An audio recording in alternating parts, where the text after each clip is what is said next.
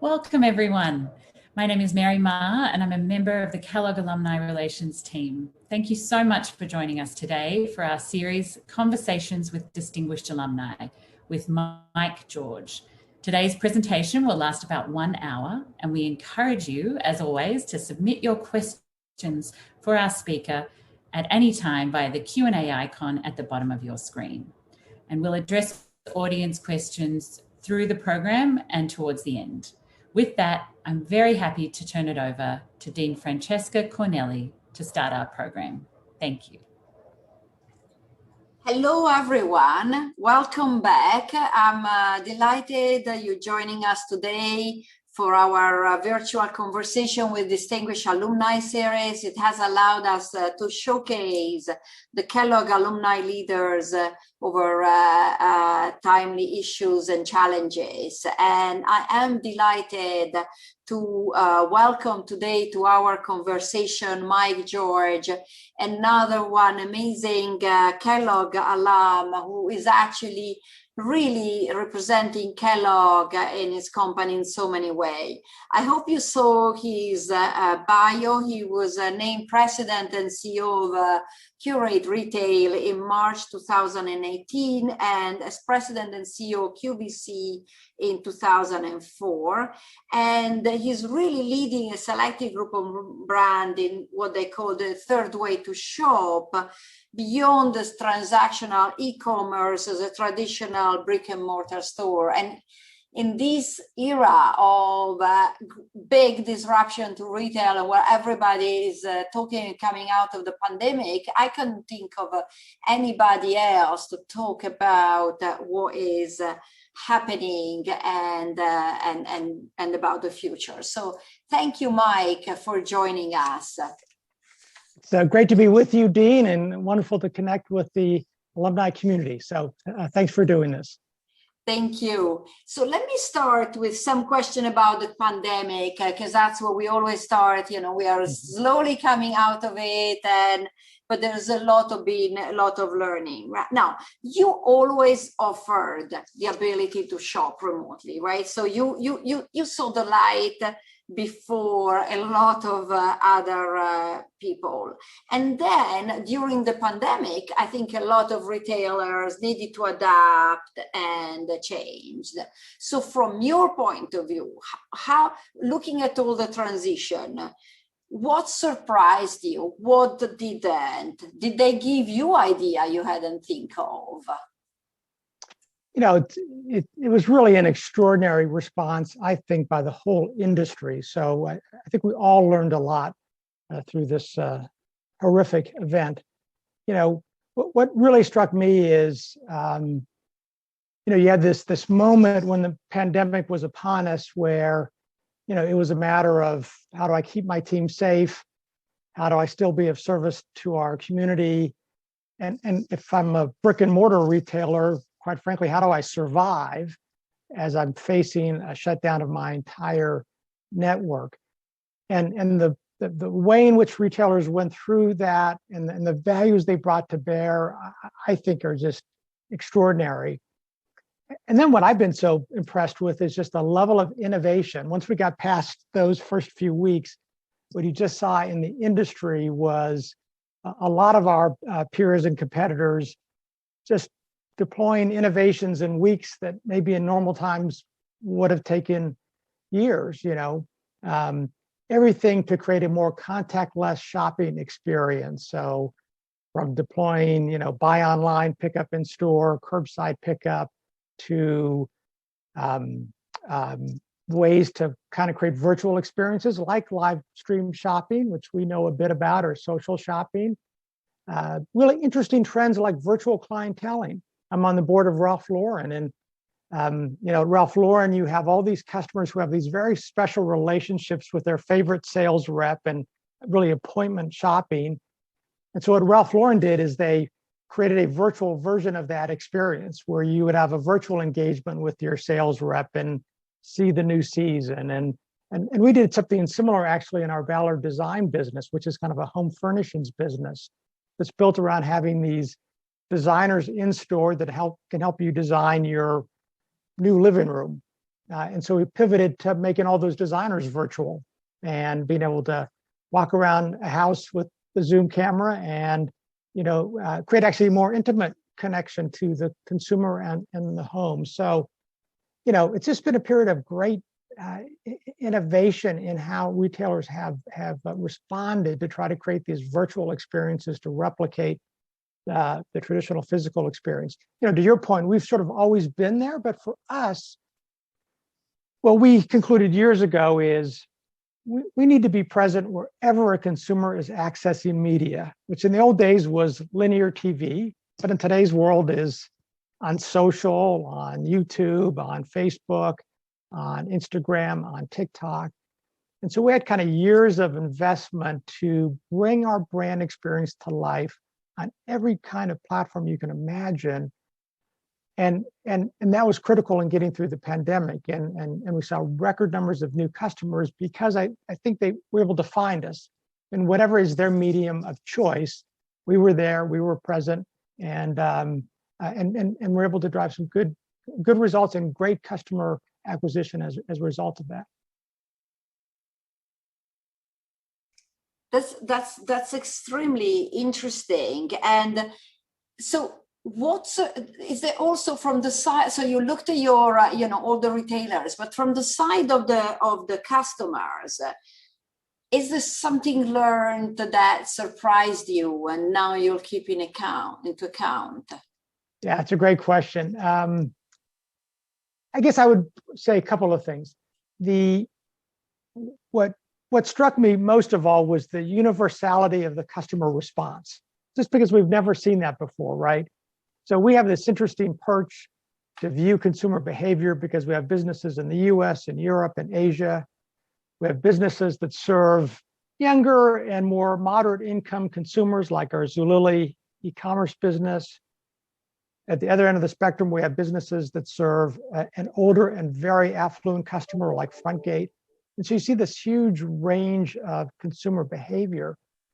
And in a few weeks in March of last year, the whole world changed, as we know, and all consumers kind of changed in the same way, which is maybe obvious in hindsight, but is not something we've ever seen before, right? And in a predictable way, that the first reaction in the middle of March was to freeze all spending other than food and toilet paper. And so our businesses, because we don't sell much of either, we saw sales plummet around the world, across brands. And then as everyone got used to this idea that the stay-at-home life is going to be here and we need to make the best of it, then you saw this response and you saw the opposite, which is rapid growth in sales, but also in this very consistent way. First it was about outfitting the home office and being productive. And then it was about, I need to get some fitness gear because the fitness place isn't reopening anytime soon.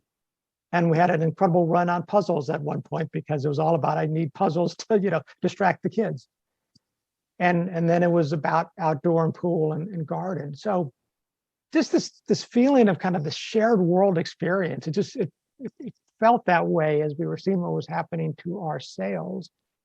And the other thing that struck me in terms of the consumer response is, we made a very difficult decision in those days in March to stay open. And we debated that. Should we just shut down our studio, send everyone home to stay safe? And we decided that if we could find a way to keep our team safe, it was important to be available for our customers, even though they weren't buying anything, just to be there as a source of refuge, comfort, inspiration, distraction. And but we wanted to get 2/3 of the folks out of our studios, get all the guests out of our studios, skinny down to the smallest possible team, and try to broadcast.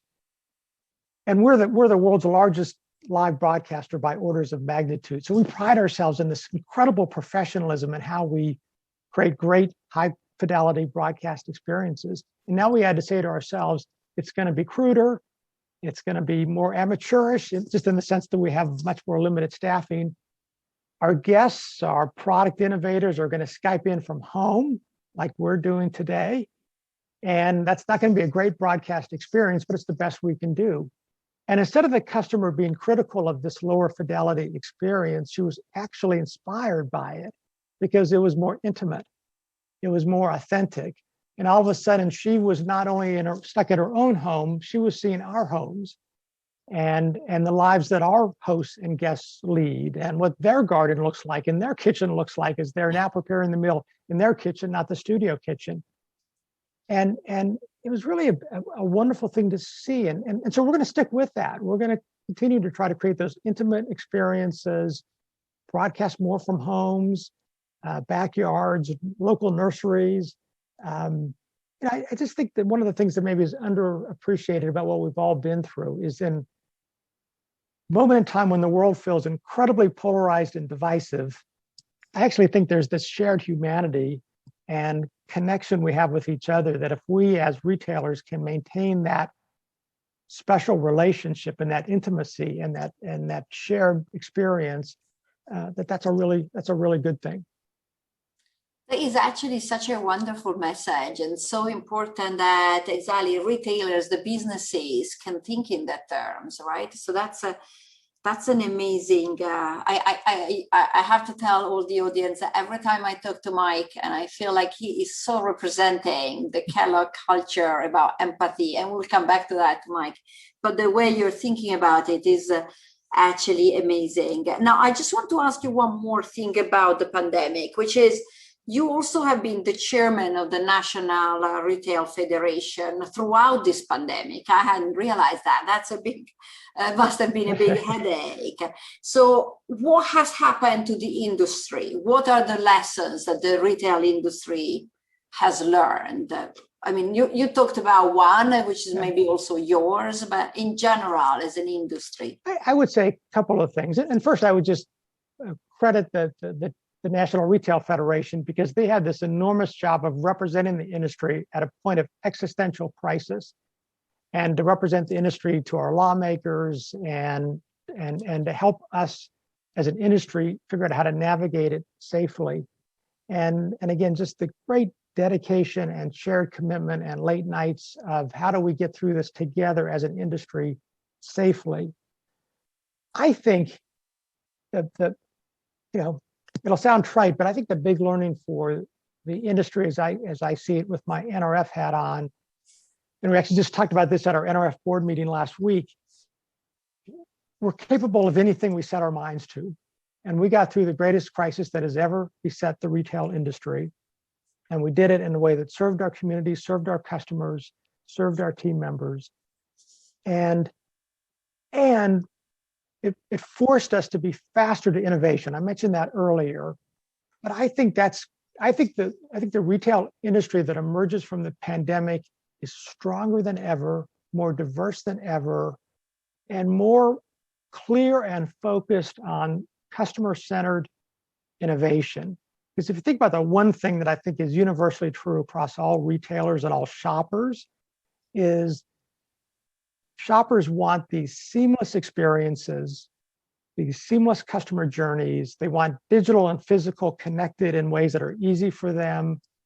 And so whatever your starting point is, as a brick and mortar retail, native e-commerce retailer, to create these seamless experiences. Because the other big learning out of the pandemic is boundaries are fading away. This old distinction of you're a brick and mortar retailer, you're an e-commerce retailer, you're a home shopping retailer, none of that matters anymore.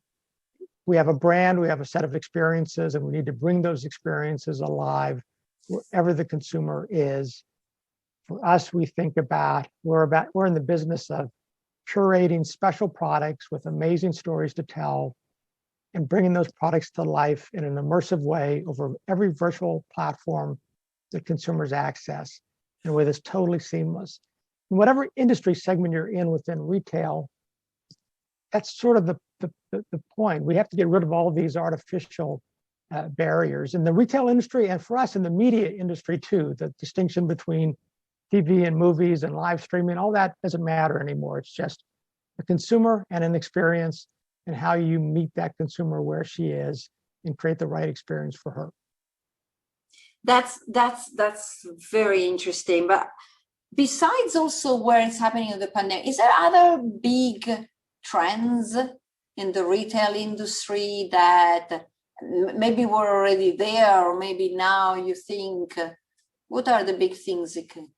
You know, it's hard in an industry as diverse as ours to really pinpoint it, other than this theme of, you know, create a holistic customer journey. And what does that look like for you as a retailer? And how do you eliminate friction points? Because, you know, what's changed in shopping behavior, it was accelerated by the pandemic, but it was already happening independent of the pandemic, is just this idea that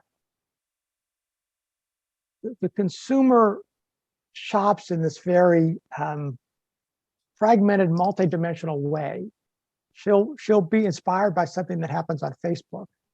She'll be shopping for a tutorial on, or visiting YouTube to find a tutorial on something, and some product opportunity will present herself. She'll be in the mall. She'll have all these different ways in which she's trying to engage in commerce, and we just have to, again, drop our boundaries, our walls, and find this seamless experience. So technology is more critical than ever. Everything we do as an industry has a massive technology component as we try to bring our experience to life wherever that consumer is residing. So it's an unbelievably dynamic time for the industry.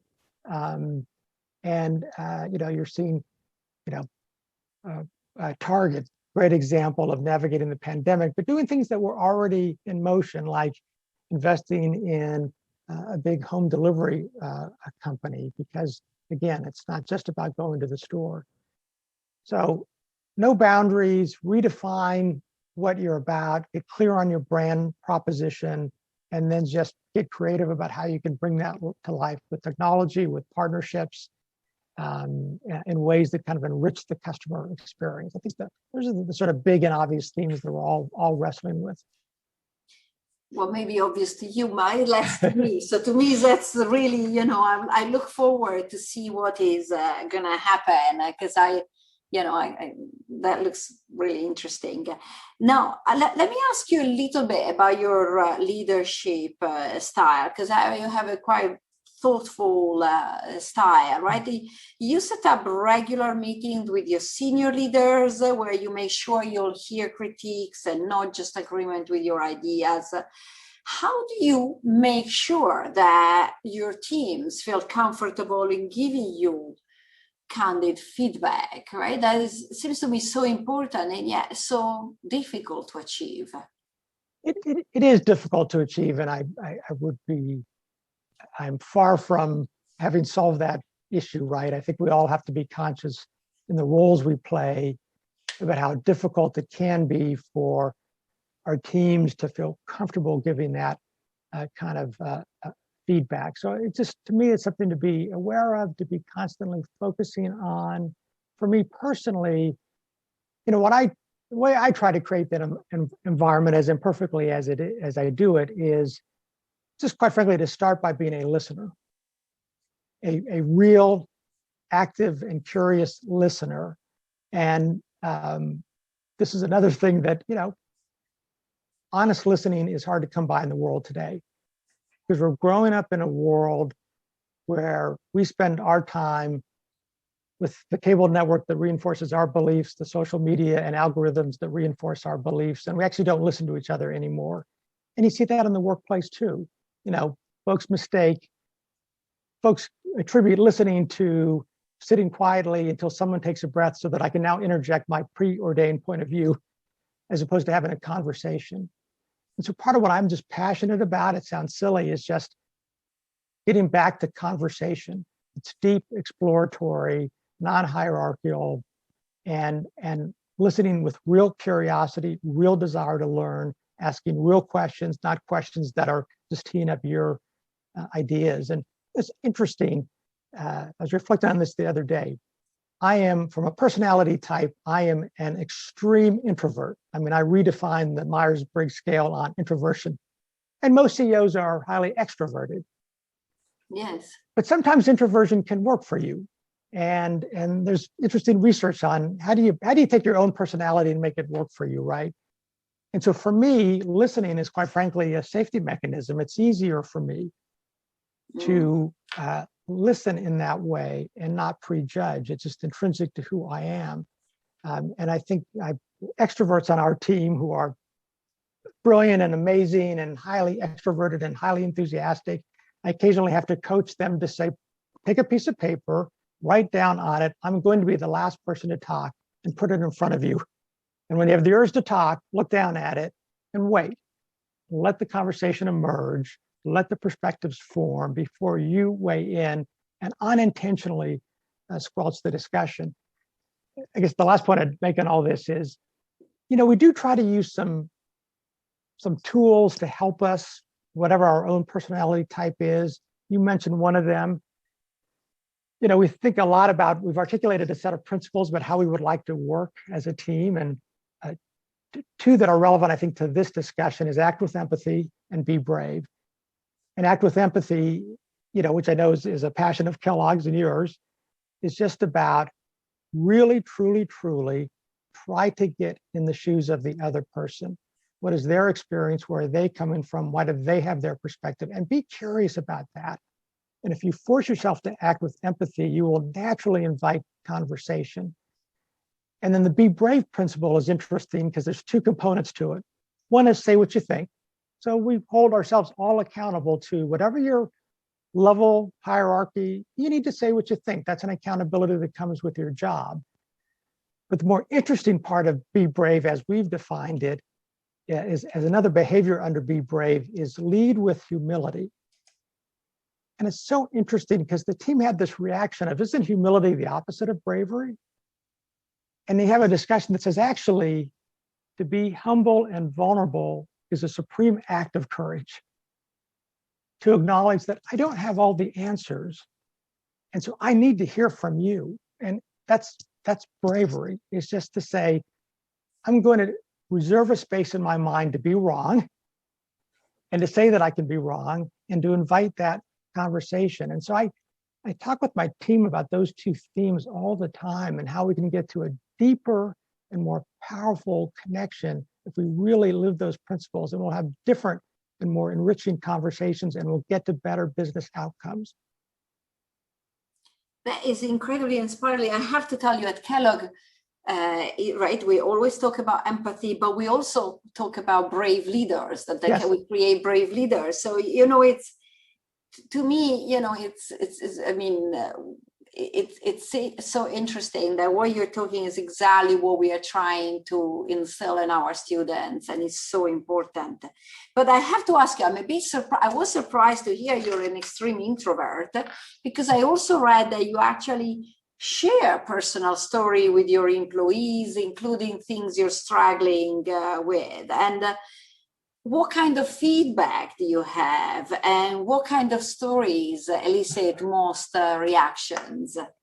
Yeah, that's been one of the most joyful parts of my job over these last 16 years. And I did it from early on. I actually don't do it as much as I used to, but for many years, every single Monday, I sent a note to the team, all 25,000 team members. And the note could be half a page, it could be 3 pages, because I can be wordy. And I might talk about just something that's going on in the business that I think folks should understand. It might be forms of appreciation. I had these cool experiences last week, and I saw these things, and we should all be proud of it. But often it was it might be a family story, a kid story with 4 young kids at the time. There's always, interesting stories to share with absolutely no, quote, business connection, unquote. Might be about something that was going on in the world and how I was feeling about what was going on in the world. And, to your point about introversion, part of it, again, is for me being able to sit quietly and capture my thoughts on a piece of paper is part of how I cope with introversion. And then to use that as a way to share and to form a connection. What's been so interesting to me is how the team reacts to those notes, and what they react to your question. And as you would probably suspect, the things that get all the reaction are family stories and occasionally kind of world event stories. And I'll walk in a distribution center in South Carolina, and a packer will come up to me and and mention a story I wrote 10 years ago. Oh, that time you wrote the story about your son getting his head shaved off at Supercuts accidentally, and here's, and it sticks with them. And I think my sort of really obvious learning from that, but I find it so absent often in business today, is by writing those stories, I was sending a message to the team. The message was, you're valuable as a person, because if you weren't valuable as a person, why would we be sharing these stories? You now have permission to share your stories.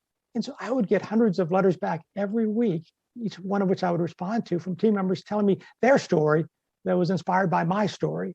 And so now we're talking to each other as human to human, as opposed to manager to employee.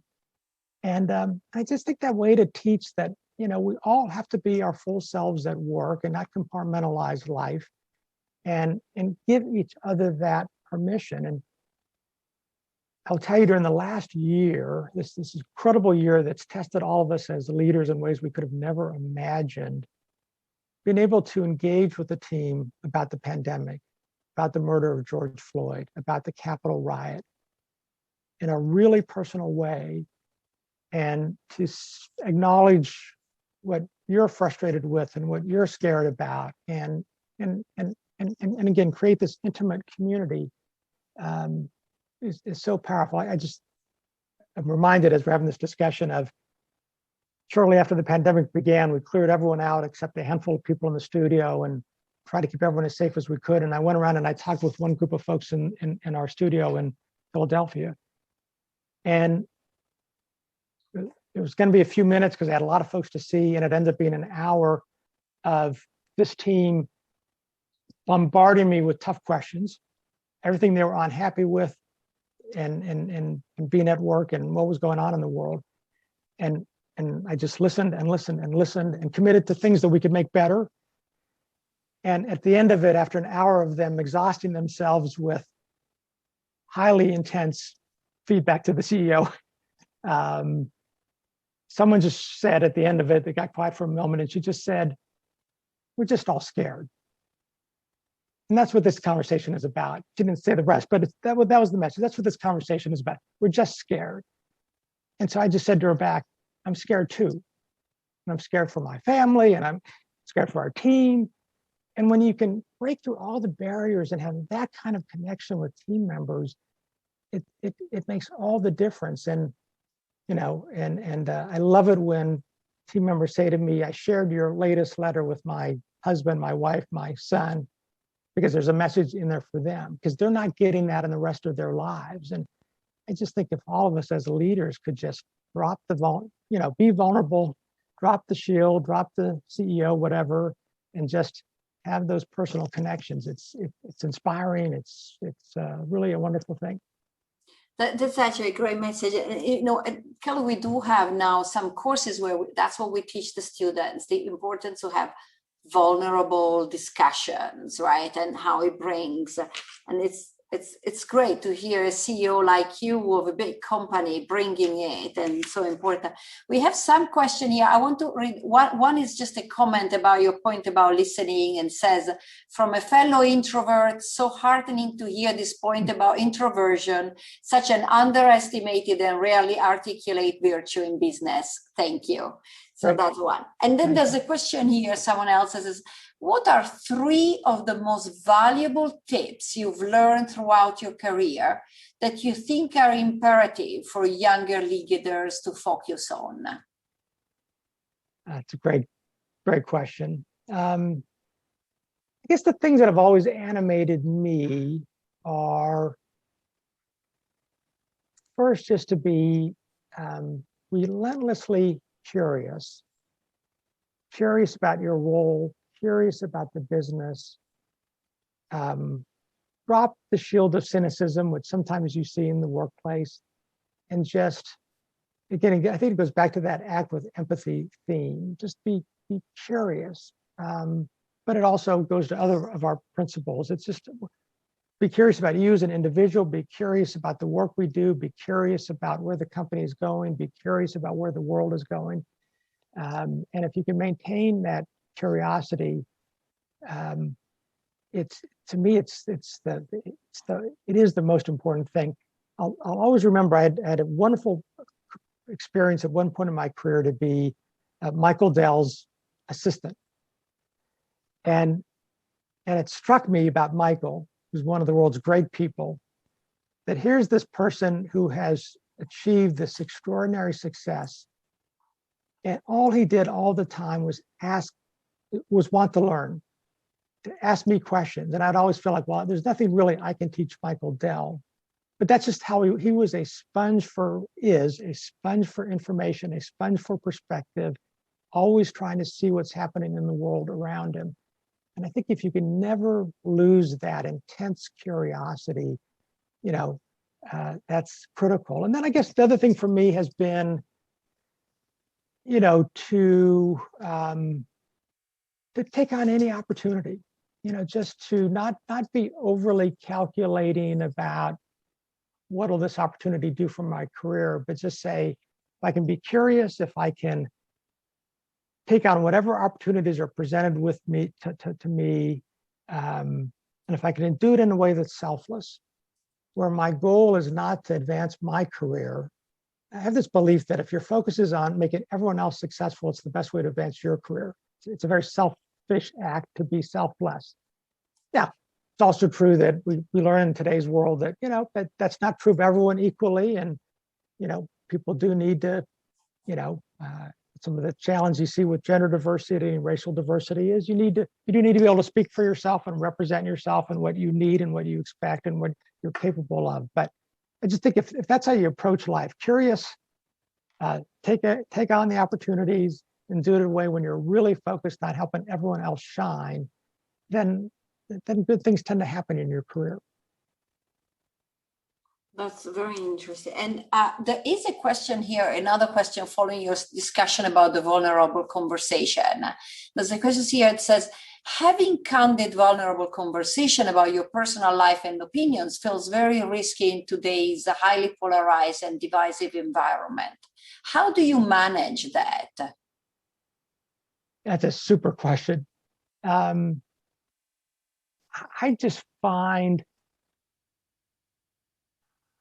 I find I just manage it by being absolutely authentic, and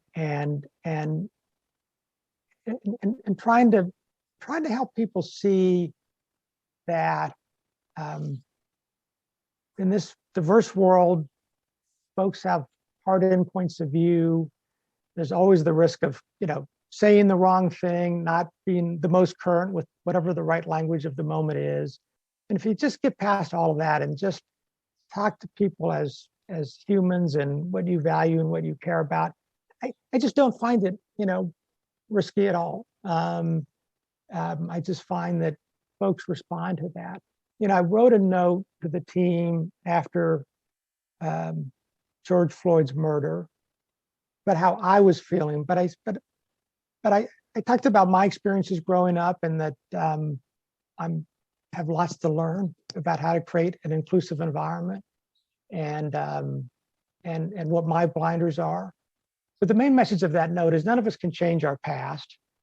What we can do today, though, is demonstrate grace and kindness to each other and just have a vulnerable conversation of how are you feeling today with what's going on in the world. And if you want to share, you could share. And if you don't want to share, you don't have to share.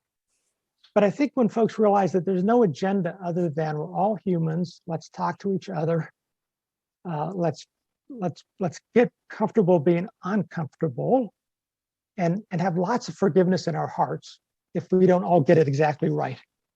Because we're just trying to have a conversation and advance and learn from each other. And when you can approach it that way, I find people are very understanding. That's amazing. I see, you're clearly inspiring because I see a lot of questions arriving. One is, what are the most important decisions you make as the leader of your organization?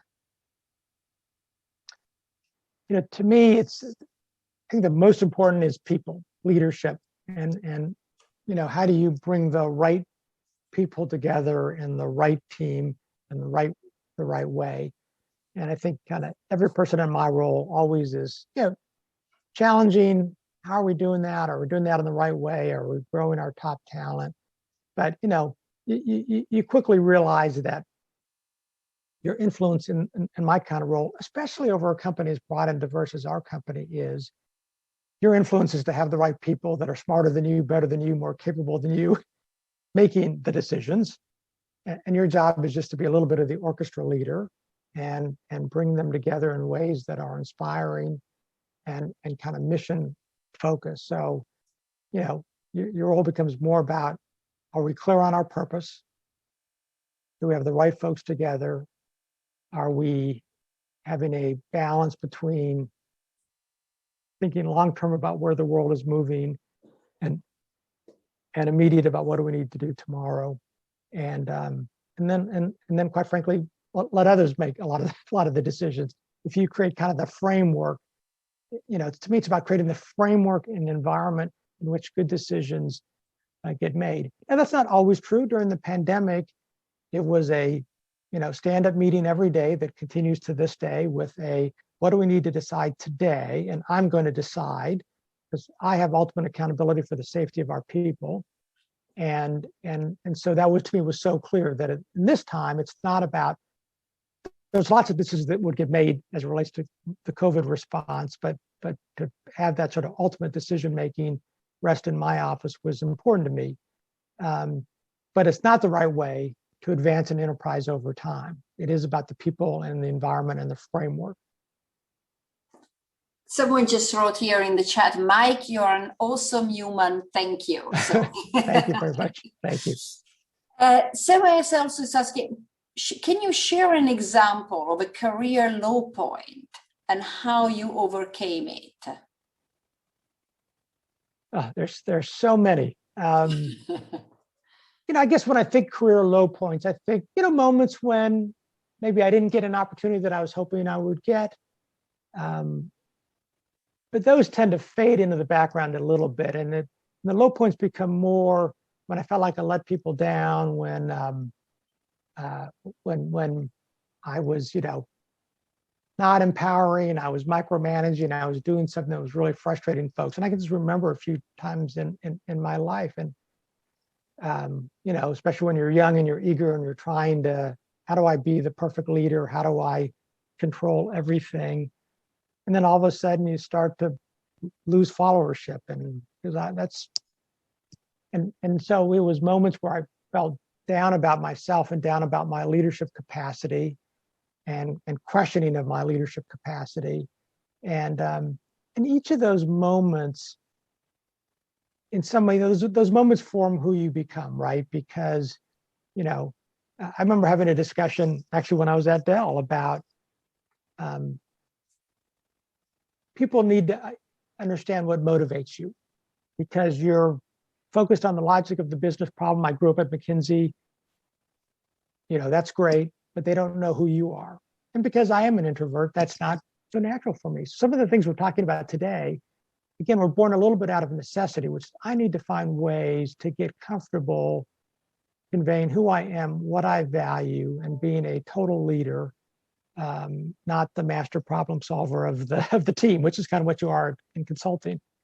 And so they became kind of ways to learn how within my personality I could do that. So to me, those were the low points, is just when you feel like I can't lead in the way that the team needs me to lead. And you have that fear and frustration, and then you regroup and you reflect and you get counsel and coaching and support. And you realize that we're all on this journey together. So you just need to invest in it and stick with it and be resilient. Yes, that's amazing. Now, I just also want to mention, right? Your company recently received the perfect score from the Human Rights Campaign's Corporate Equity Index, which measures company policies related to LGBTQ equality. What does that score mean to you personally, and what does it signify about your organization?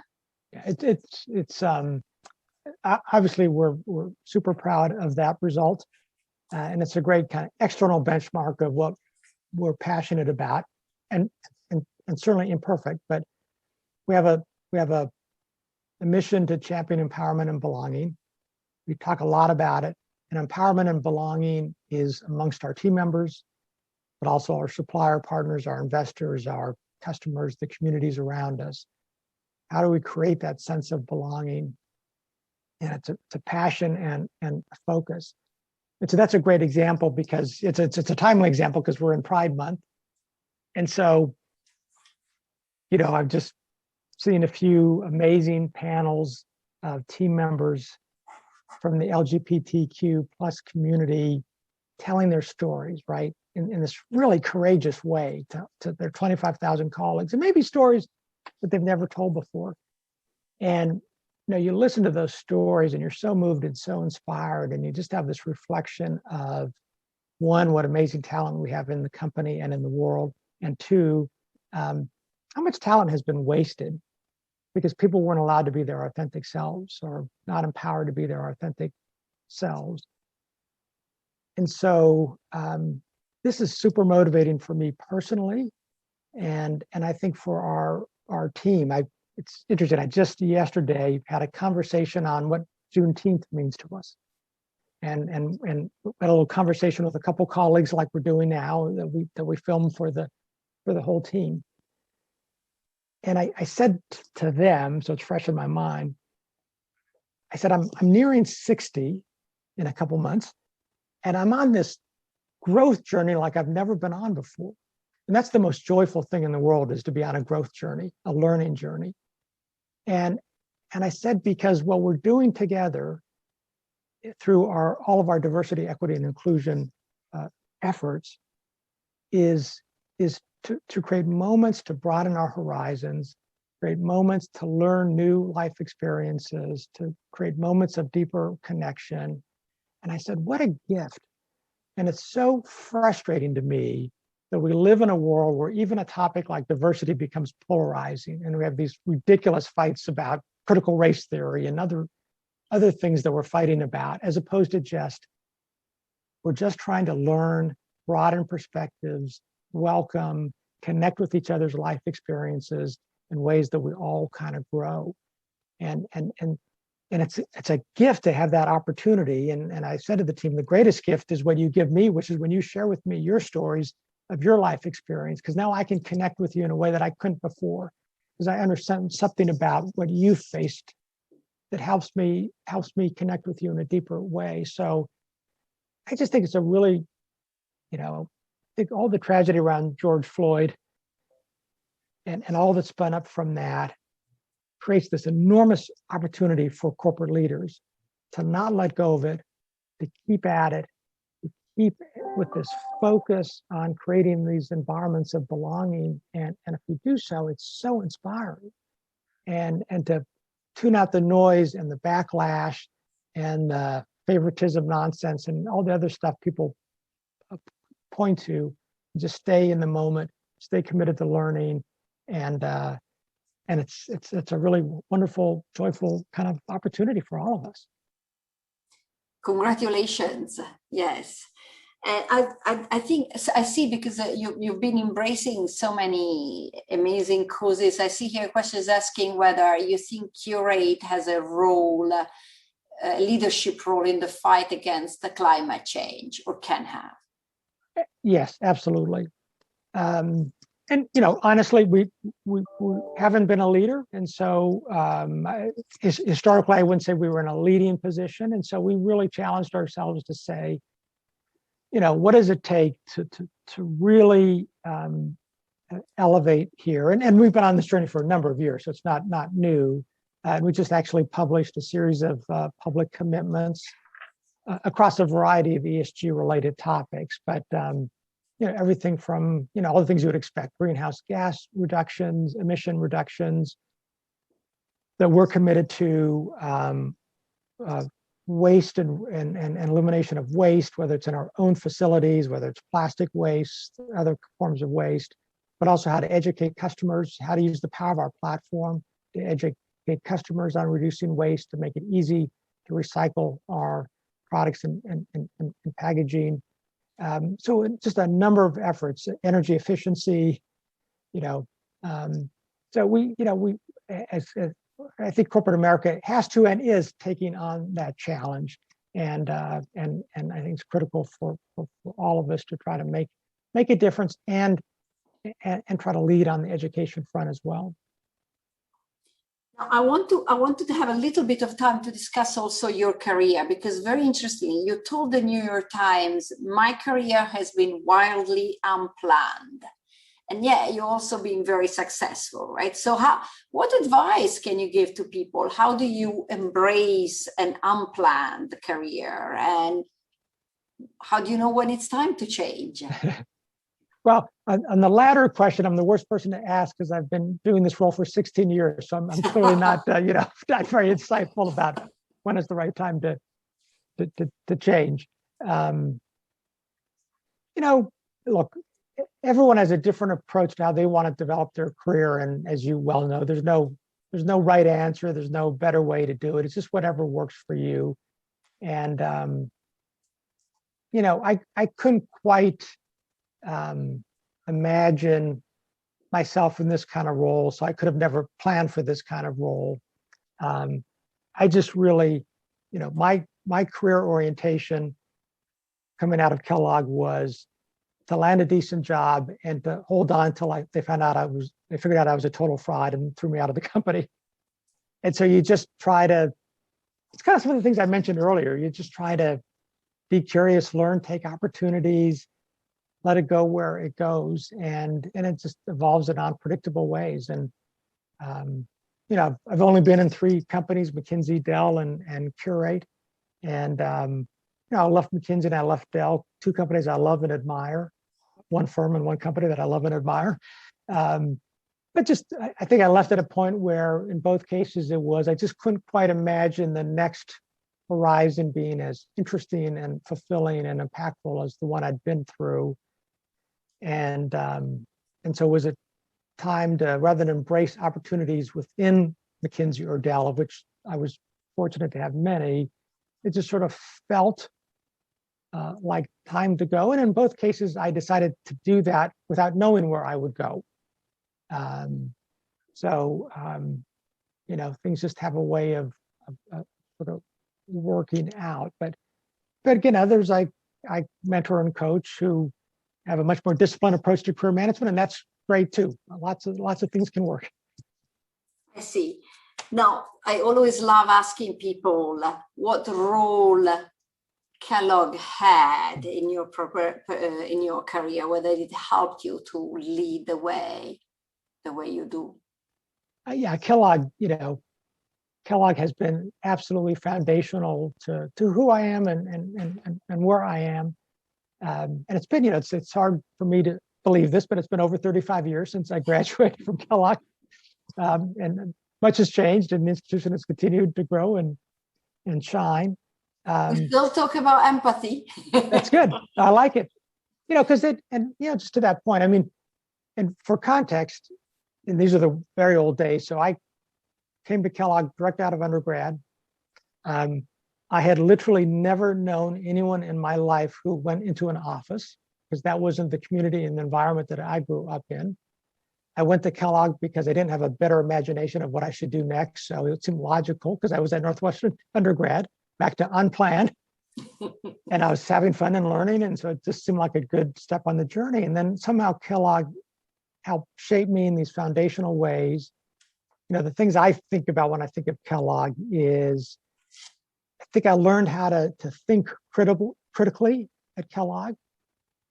I still remember 35 or plus years later, an accounting course that I had. I wish I could remember the professor's name, but this accounting course that I signed up for, and I had this reflection when I signed up for it, which is, this is going to be deadly dull, with no offense to accountants, but that's sort of what my perception was. And instead, this professor took us on this journey of detective work and how to understand a business through its P&L and its balance sheet. And these are the days, before Sarbanes-Oxley and before Enron and all the things that we know about, and the things we still see today. And it just taught you to think critically about business problems ask lots of questions, analyze. It's been foundational to everything I've ever done. And then the other aspect is this empathy aspect. I mean, long before it was a cool thing to do, Kellogg was about get into teams, work with each other, teaching you the pain and the glory of working in a team environment and realizing that the key to success is not being the smartest person in the room. The key to success is how to have the team operate at a high level of outcome. And I have always carried that with me. It was a natural transition, therefore, to McKinsey, which is a team-oriented environment. When I got to Qurate, I banned the word employees, that we're eliminating that word because I hate the word and everything it stands for. We're team members, and because I really believe we're team members.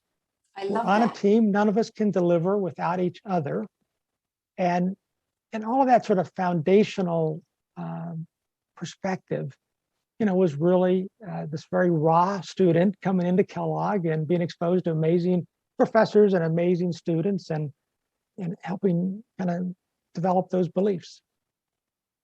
That's an amazing story. I also want to, so you gave a year's notice about your upcoming retirement to help the company with transition planning. And how much have you been involved in this, and what advice would give you to company? How should they approach transition and succession planning?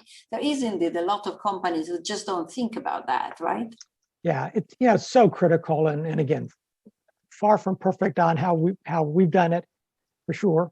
But I think I guess a couple of thoughts. One is, it's a truism. Succession planning and transition planning should start the day you're hired. And I wouldn't say I did that as well as I would have liked to have done it from day one. But it was at various times in my journey trying to be thoughtful about what's the next leader going to need in terms of capability, skills. What are we doing to help internal leaders get ready for those opportunities? What are we doing in understanding the marketplace of talent outside our company? And again, imperfect. And, when there are over a 16-year time period, you have to keep, it's like evergreen work.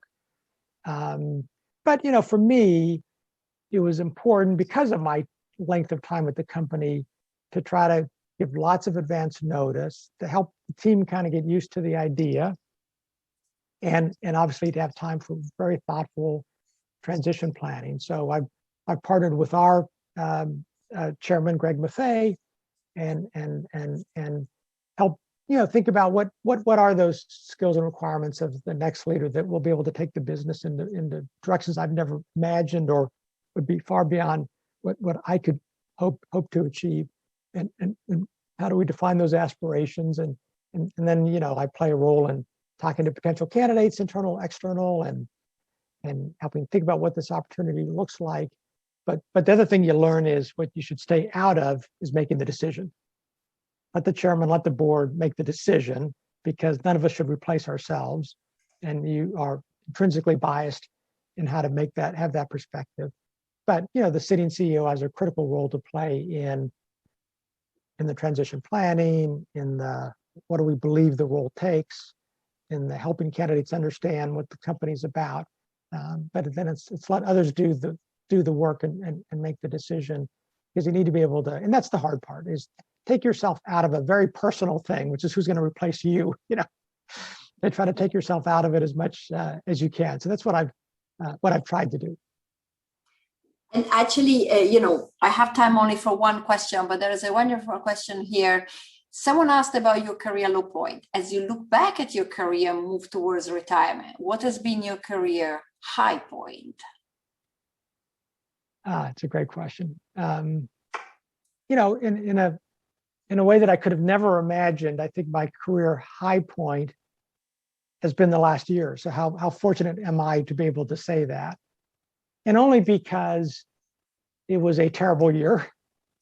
And so all of us had to drop our safety blankets, get out of our comfort zone, and lead in a different way. And out of that shared tragedy, series of tragedies, not just the pandemic, just came this opportunity to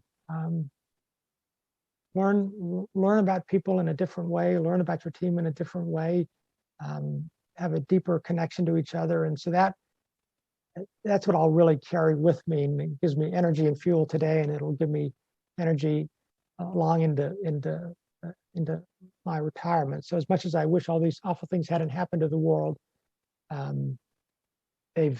they're a moment in time I think we'll all take with us, and will be, it's funny to say a high point, it's such a terrible time, but a high point in terms of being able to fulfill our responsibility as leaders in a way that was meaningful and hopefully made a difference. Well, that is indeed a great way to finish a great career. And, we wish you all the best for your future. I'm sure you have a lot of things you want to do, but we hope to have you here back at Kellogg visiting us and talking to the students, because what you talk is so inspiring. We really think, everybody should hear. But so thank you so much for joining us. It's been such a pleasure talking with you. I mean, every time I talk to you, I mean, it's just like the real value that we try to instill in Kellogg students just so resonate. Of course, it was you personally, but the fact that it's so much in Kellogg is such a inspiring thing for us, right? We can create leaders that like you, which is what the world needs today. So thank you so much, Mike. Thank you for all the alumni listening. Have a wonderful rest of the day, and see you. I think this is the last before a break, but we will continue after the summer with more. Thank you, Mike. Thank you, Dean. Thanks, everyone. Wonderful to be with all of you. Thank you.